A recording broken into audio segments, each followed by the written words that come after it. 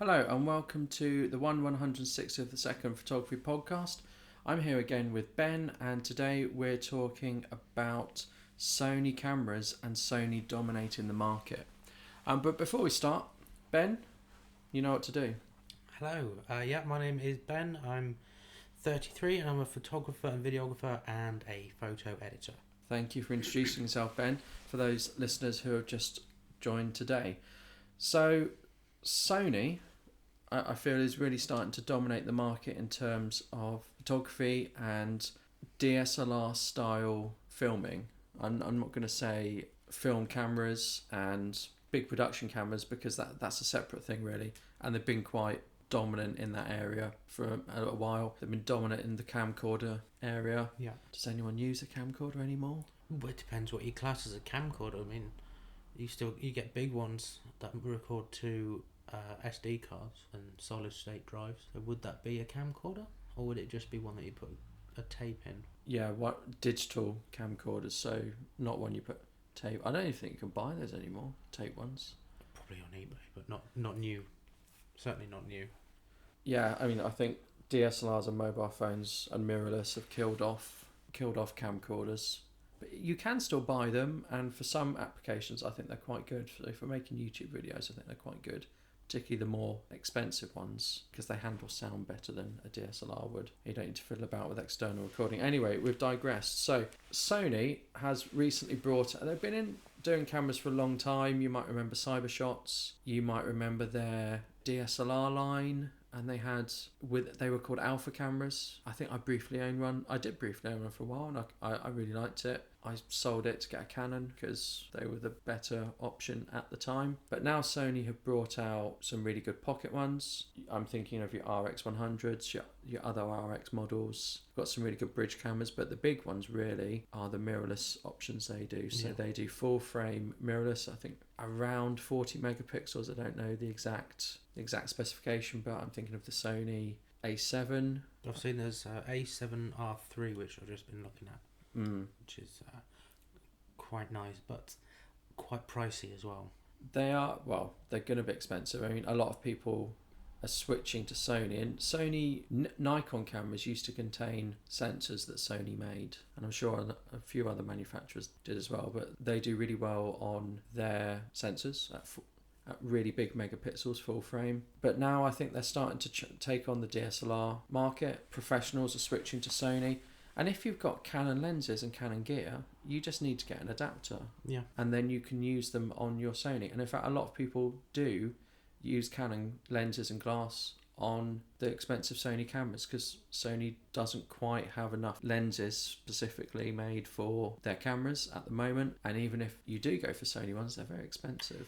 Yeah, if they've not been in the market for long, I think with the thing with Canon is because they've been doing it for so long and there's so many different types of lenses out there, the second-hand market certainly brings the prices down for the consumers. But with Sony, if they're only just doing it, then there's not going to be that market available yet. Yeah, if you've got a good set of Canon lenses, and you've spent a lot of money on them, you're not going to go and then get the Sony equivalents if you can use your Canon stuff and it works and it's trusted.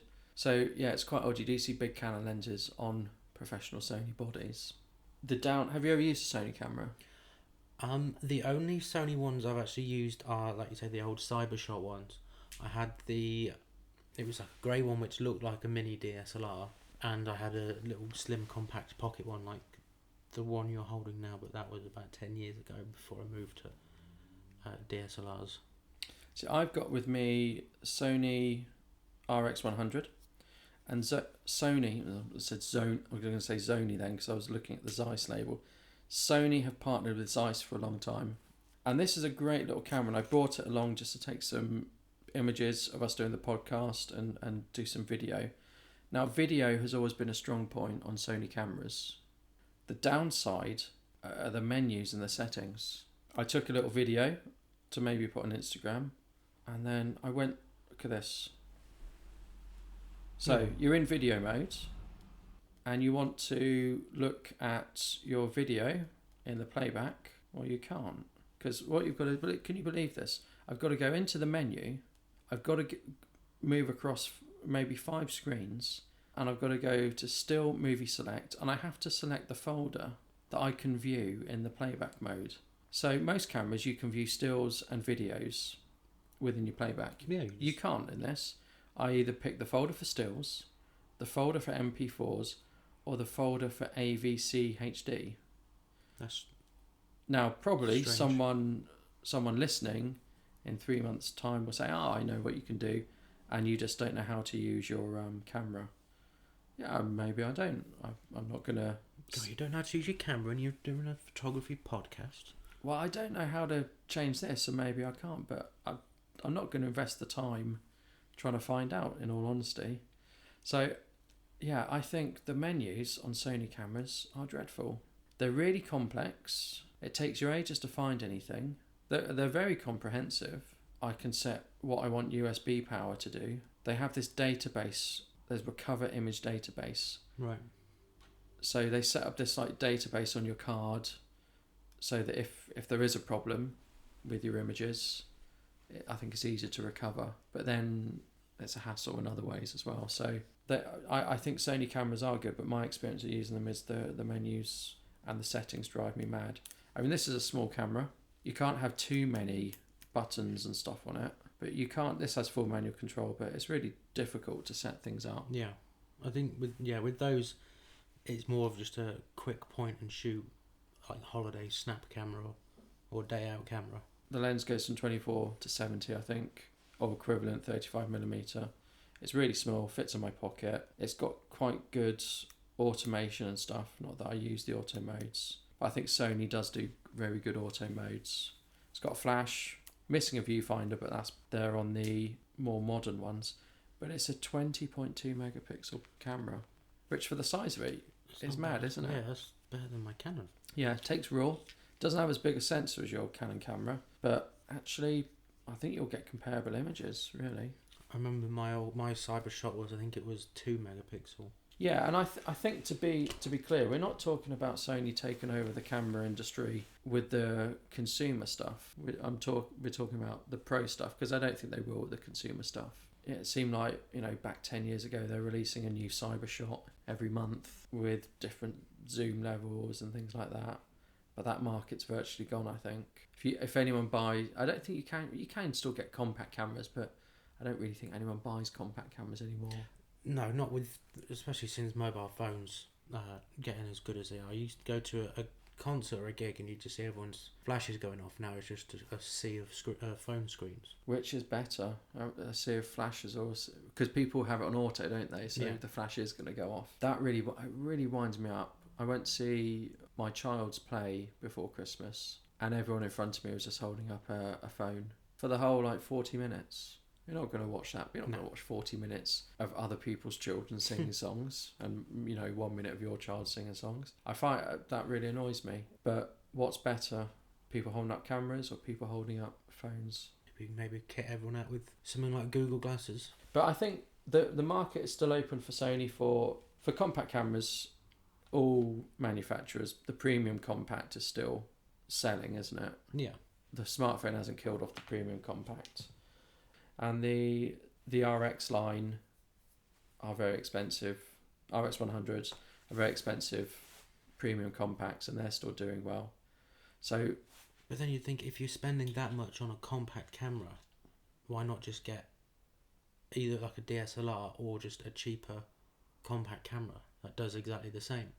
If I had the money and I was getting a camera, I wouldn't justify spending $1,000 on a compact camera when you can get either one for 1/10 of the price and it'll still do the same, or all the kit you need with a professional DSLR. Yeah, or that. Well, saying that, the Sony RX line does do 4K. But then most people don't need 4K, do they? I don't think anyone needs 4K, but some people like to have it. I think this was the first incarnation, and I got a nice cashback from Sony as well. Eventually, Sony, pay attention, pay it out sooner. This for me, I don't need the Mark II, the Mark III, the Mark IV, the Mark V. You get a little viewfinder, but and it does 4K, but it's essentially the same as this. Yeah, it's the same lens. I think it's still 20 odd megapixels. So I made a choice. I thought I can pay about £1,000, or I can pay an awful lot less. Oh, I think I'll pay an awful lot less. Yeah. And I got this one. Oh, it doesn't. The other ones have articulating screens, but I can live without that. But this has been a really good camera.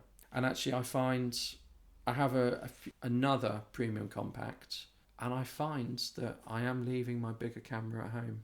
It's only coming out for a specific thing, like a portrait shoot, or like the hobby side. If I'm going traveling, or I'm going somewhere, or I'm doing family stuff, it makes this sense is the to take one. that, yeah. Well, we talked about it in a previous show about I'm gonna take kit out on the road. Definitely taking a good compact camera, just for example, a day out in London. You don't want to be carrying a DSLR with X amount of lenses and extra batteries, and Well, you'd end up carrying one lens that either won't cover everything, or one lens that covers everything but the image quality isn't quite as good. yeah, or you risk annoying your significant other by going, no, hold the shot, just gotta change the lens, don't worry, I'll get it. Yeah, I know it's raining, I'm hurrying up. And I mean, the thing for me is, I could use a mobile phone, but I can't zoom with it. And my children move so quickly that they're just a blur. They're like those ghosts in the previous episode we did for 360 cameras that we looked at. So I do think Sony cameras are good, but they are premium, definitely. I'm still going to stick with the Canon DSLR because I know it, I like it, and I've made that investment, and I'm not going to jump ship. Now, if I was a professional, that would be different. If you're professional and someone else was paying for it, I'm sure it would be different. If you were professional, would you pick the Canon 5D Mark IV, or would you jump ship and go to a Sony? Because a 5D Mark IV is going to be an awful lot of money. Yeah, I think I would stick with Canon. I've invested in it. I've used it for a long time. Even back before I got a DSLR, I was using the Canon XL1 for a video camera. Even back then, I've always used Canon. Personally, I just prefer them. And maybe I wouldn't go with a 5D Mark IV. In the Mark III does everything you need. Just the Mark IV's just got a few extra bells and whistles on it. I mean, they are nice, those pro ones, and they are rugged. I mean, I don't need a pro camera, so I'm lucky. If I was a professional, I think I'd want I'd want strange things, like I'd want dual camera slots. Not dual camera slots, what am I talking about? Dual card slots, so that if one card failed, I hadn't lost everything. Yeah. I'd probably want Wi-Fi, and I'd probably want a rugged body, and maybe weatherproofing. Now, both Sony high-end and Canon high-end will have that. So if those are my sort of needs as a professional, because I'm going to be using it every day, so I can probably get to grips with the mechanics of using the camera, and I can probably quite quickly learn. I worked with someone who had one of the newer Sony ones, and again, where do you think the downfall was? Menu. It was menu and usability. So I actually took my Canon 5D along, and I was saying, well, you have a go on my Canon, and you want to change the shutter speed, you move that one. You want to change the aperture, you move that one. You want to do flash, you do it this way. Really simple. On the Sony, there was only one dial. Or it was, you spend ages trying to work out, how do I change the aperture? I've changed the ISO now. I've changed the shutter speed. I meant to change the aperture. Oh, I want to turn on the histogram. How do I do that? And there were loads of features and loads of options, but it just made it really whereas with difficult. With like the Canon, everything's there and instant. Press that to change that. Press that to change the ISO. Press that to change the shutter speed. The Canon menu system is a lot better. And also, we had trouble using the EVF because it would look fine through the EVF, but then when you reviewed the picture, it wasn't quite right. Yeah, the exposure wasn't right, and it was sort of like the EVF was compensating. And I knew there was a way to turn that compensation off, but I couldn't find it because it was buried in the menu system. So I do think Sony cameras are good, and I know their market share has increased, and I think personally it will keep increasing. I don't think the other manufacturers can keep up with the level of innovation that Sony are doing. It comes down to more than just the camera and the features the camera has. It comes down to what you've invested in before, exactly, the lenses you can get, the ease of use. Some people prefer certain colours. People rave about the Fuji colours and the Fuji film emulations. So I don't think Sony will obliterate the competition. And it comes down to price as well, doesn't Oh, it? definitely, yeah. Canon do a good entry level range and cheap lenses. Yeah, I mean, we've spoke before about picking up lenses from the Amazon warehouse and eBay. You get them dirt cheap, but Sony lenses, not a chance. I'll have a quick look on eBay, see what cheap lenses I can find. Well, and I think they've got different mounts. They've got A mounts and they've got E mounts, and I think one of them they've stopped supporting. I think the A mount they've stopped supporting. So if you did invest in that previous system, you're going to be really annoyed if they've stopped supporting it. Or maybe they haven't said they stopped supporting it, but they're not releasing any new lenses for it, or haven't done for some time. But most of the lenses on here aren't, well, they're not Sony brand, but then I guess that it does go in Sony's favour, because like the cheaper ones, you get them for £30 to £50, which you'd pay for a Canon 50. But I guess if you want to go full Sony brand, then you're going to have to fork out a little bit more. Yeah, I think the Sony equivalent is going to be more expensive than the Canon and Nikon. Never heard of Yashica before. So that's an old manual lens you're looking at. So Yashica, sort of synonymous with film cameras. They used to make film cameras. They don't make any digital cameras. I think there's one on Kickstarter, but they don't make any digital cameras anymore. So that's just putting an old manual lens on a Sony body, maybe via an adapter. Yeah, so I don't think we've seen anything particularly good on eBay. We've seen people trying to sell their old manual lenses by claiming putting in the title they work with Sony's, because I think Sony's could say flavour of the month at the moment. Yeah. So I won't be buying any more Sonys at the moment, but then I'm not in the market for buying any more cameras at the moment, so a bit of a moot point really. And you're not going to move to Sony, are you? Not at the moment. I'm not, no. What if you started doing more filming? Would you still use Canon? I think so. I think with the video functions on the DSLRs, the quality you get is top notch. If I was going to invest in a proper video camera, I'd probably go for like the Canon C, like the C1 or 300.